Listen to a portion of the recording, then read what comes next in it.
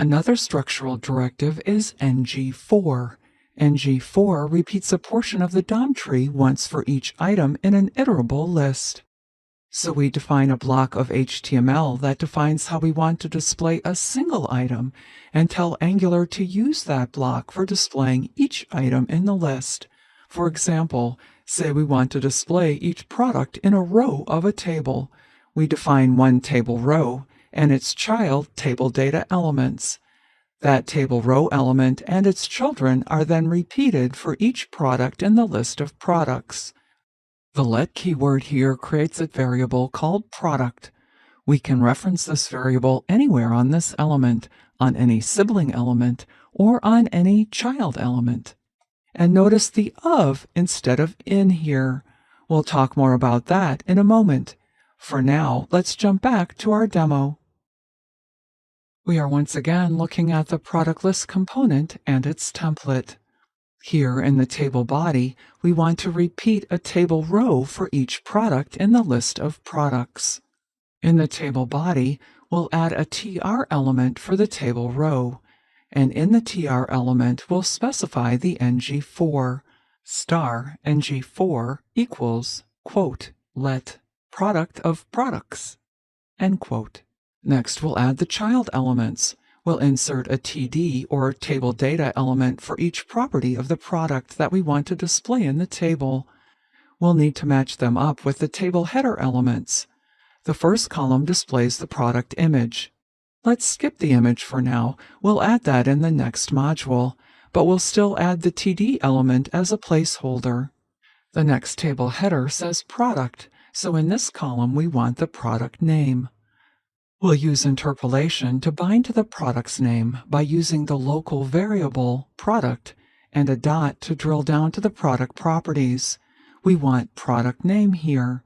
How did we know that property name? Looking here at the product list component, we see the product property names here. So these are the names we use in the interpolation template expressions. Next, I'll add TD elements for some of the other product properties. So for each product in our list of products, we will get a tr element for a table row and TD elements for table data. Want to see how this looks in the browser? Wow, we have our products. Doesn't that look nice? Well, our price is not very well formatted, and it doesn't have a currency symbol. We'll fix that with pipes in the next module. Looking back at the component, we defined an array for our list of products. In the template, we laid out the HTML to display one product. The product is displayed in a table row with product properties in the appropriate columns. Using an ngFor structural directive, we repeat this table row and its columns for each product in the list of products. So why is this ngFor syntax product of products and not product in products?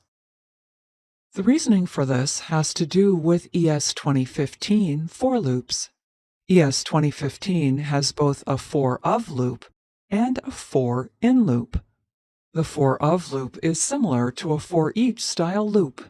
It iterates over an iterable object such as an array.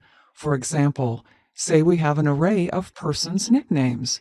If we use for of to iterate over this list, we'll see each nickname logged to the console. The for in loop iterates over the properties of an object.